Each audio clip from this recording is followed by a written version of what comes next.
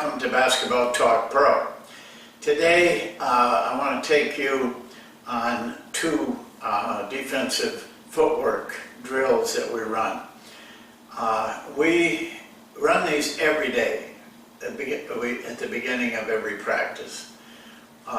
We go in, and it only takes about 5 minutes. Once we get organized and they learn the drill really well, it goes very quickly. But we think it's very important to emphasize defensive footwork at the beginning of every practice.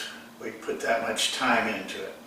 I think there's a lot of misconception in defensive basketball, and especially in the area of footwork. To play good defense, there's nothing more important than footwork and being able to apply it quickly. You need to practice it. You need to make it important to the players. They know it's important to me because they're going to run it every day, and they know that I put a lot into it. Because of that, they take it very seriously, even though we don't work them real hard. Now, the two drills that we run, we alternate them. One day it's the drill number 1, the next day it's drill number 2, and we alternate all through the season. We are still running the drill, the last practice of the season. So, you know, we let them know that it's important. Well, now I'll just show you. The first drill actually is as old as basketball, I believe, but it's very good for teaching. It's very good to get the players to feel their footwork and to get correct foot movement stronger and better. So I'll go to the board now, and then we'll take a look at the first drill and go right from there into the second drill. Well, as you can see, this drill, all you need to do is look at the setup, and you probably ran this drill since you were in 4th or 5th grade, coaches, as they introduced you to footwork. But it doesn't make any difference how old anything is. If it's good, it's good. And I'm not going to throw away something or not do something because it's old when it's better than what's new, which is many times the case. So this is how we line them up. And I just warn you that line them up the lengthways of the basketball court. Give them plenty of room in between, but keep them organized. You know, keep them in lines. That's one thing that's very important. And lines this way. And you know, if you keep them like that and you keep it organized, you get a much better drill out of it. Now, there's a couple of things that we try to emphasize and develop in this particular drill. First of all, I emphasize the feet coming together on the slide drill, not 6 to 8 inches apart. And I can't demonstrate here, but I can show you very clearly, either in film or on the floor, how you can cover more ground with the same amount of movement. In other words, you don't have to get quicker. You take up more area by bringing your feet together rather than most players bring it probably halfway. I've had an astounding success with this, things I couldn't even quite figure out. I did this once with a lady player who was remarkably poor defensive player. The coach just wanted to play her more, but couldn't because she couldn't defend. doing this one little thing, that's all there was to it, and the players tend to catch on to it very quickly, by the way. It increased her speed and quickness on defense to the point she became one of the better defensive players on the team. So it's a very important thing, I think, and very few coaches even know or see it. And the other thing we try to emphasize is dropping the foot in the direction of the drive, and we'll get into that a little bit more. And to get players used to angling backwards, you very seldom play a defense going sideways or up and back. Most of your defense is played going in an angle backwards of some kind. Here, here, you know, we can't predict where you're going to have to guard a guy at any place on the floor. But you will find, if you look at films, that most defensive players are defending going this way, backwards at an angle. And we want players to work on that in this drill. A couple of points. For one thing, I run the drill. And the first thing I want you to be aware of is give good signals. Make the signals clear to the players right from the beginning. Demonstrate the signals and what they are to do on those signals. We have one type for sideways, one back and forth, and we have a third signal for that angle. So they're clear in what you want. And tell your players, and make them do this, stay with the signal. Stay with the time of the signal. Some want to go faster, some want to go slower. But in defense, you don't have a choice. You follow somebody.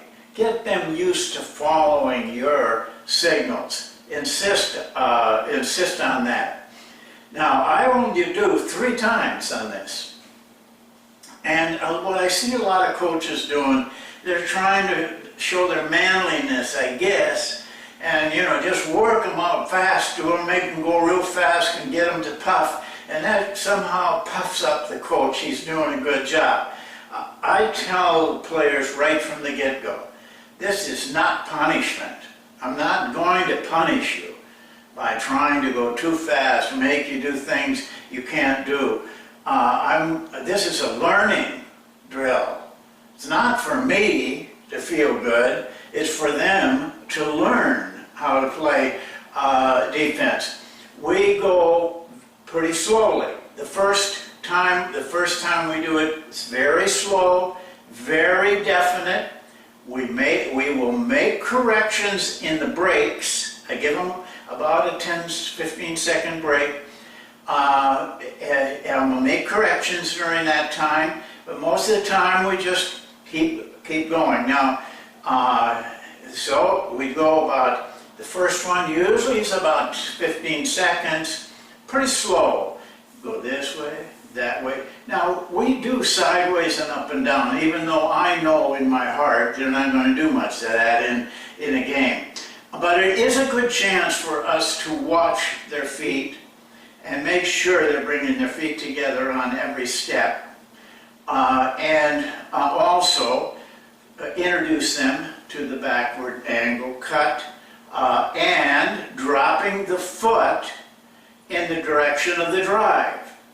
Wherever the drive is, that foot may be up or it may be back, but it always drops. That's the foot that keeps you in line with that player. If you don't drop that in an aggressive mood, and that's exactly how I talk to them, it's got to be very aggressive when you drop that foot.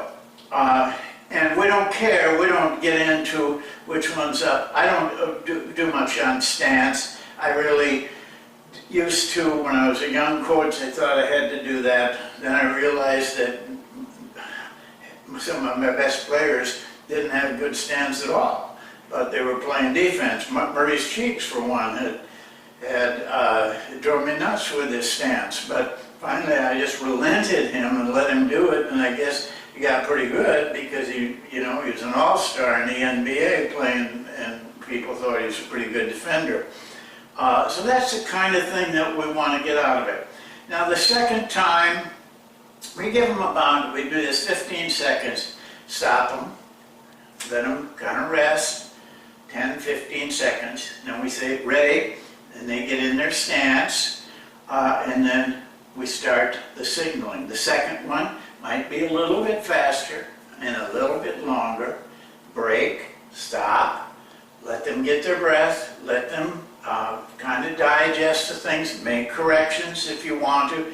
I use this time a lot of times, that time to motivate them, to make them aware of things, to make them use the things that we're showing them.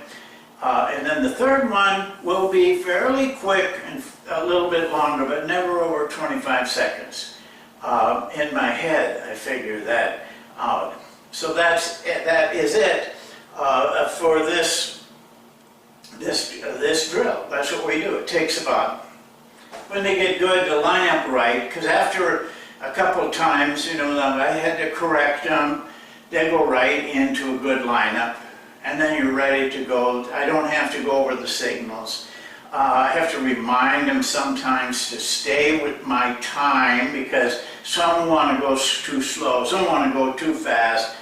They have to follow me, not me follow them. And they got to understand that, because that's the way defense is played. Okay, now the second one is a little bit different. This drill probably you've never seen, because I think I made it up. But I feel it's a very good defensive drill. And I use this, as I said, every other day. Coach gets in this position. I kneel. I get a towel, put my knee on it, because my knees are sore. But I always am in that position. Now, what disturbs me is I talk about this and then I go watch them run this drill, and they're standing over here, or some of them aren't even hardly looking. You have to be involved in these drills.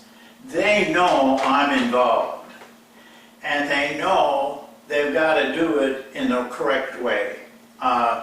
That's how they get better. I'm not a screamer or a tough guy type of guy, but they just learn. This guy really wants this. He takes it important. He's in there sweating just like we are. This is the kind of attention and involvement coaches need. We have two lines. They line up. Of course, their back now is to the coach, because they're playing like they're kind of overplaying. That's not so important. But I say, ready? They get in their stance. They're ready to guard a man that's moving in this direction without the ball. Okay? They come to this line, they drop their foot and get so that they can go in this direction. So basically on this move up, I'm pretty sure I'm right on that, it would be their left foot dropping. Now there's no offensive player. They make their defensive slide drill here, drop the opposite foot, and defensive slide in, then go to the other line. They both go at the same time on my signal. I can't emphasize enough to use that signal. Otherwise, I've seen this drill just killed. A coach doesn't get a signal, they just let them go on their own. And Christ, it just ends up to be chaos, no coaching involved, no learning involved, because it's too hard to kneel and it's too hard to say go. That's what I tell them, go. They go at the same time. I watch very carefully and make corrections. They know I'm watching very carefully, and I will correct them if they're wrong.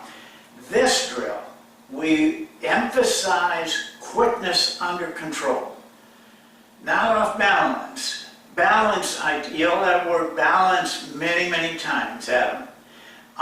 To make sure that their body is in balance, but they've got to learn to be quick in balance and under control. Otherwise, they can't defend. And so, believe it or not, guys get quicker on this drill through the course of the year. I've seen big men that knock me out by the end of the year with their footwork. And I'm sure that if they move on, that other coaches are very happy that we ran and spent time with this drill, because even big guys are playing pretty good defense. So we're mainly concerned in this drill, quickness, under control, and dropping the foot. See, by going both sides, you have to drop the foot 4 times. This takes, the first day it takes maybe 10 minutes. After that, we get a real good workout in this by the 4th or 5th practice in 5 minutes tops. But make your drill important. Don't take it, don't take it as punishment on yourself that you got to do it. For one thing, you don't have to do it. You can let your guys get beaten games and then blame them because they don't know how to play defense. Or you can go to work and get something out of this drill every time they run it. Then you'll see that your players, all of a sudden, the opposing coach will say, "Gee, I really like the way you guys can play on the ball." You won't even hardly notice it because you're seeing them every day. But the guys that got to play offense against them know that your players can move their feet quick and be in the right position. Those are the 2 drills that we run. They're not anything. They're certainly not complex, which is a good thing. But they get the job done. I've never been disappointed in how our players, I've seen guys come that are really awkward, and by the middle of the year, all that awkwardness is gone and they can play pretty good defense. These are 2 nice drills. They can help you. That's it for today. Thank you very much. We'll see you in a couple of days.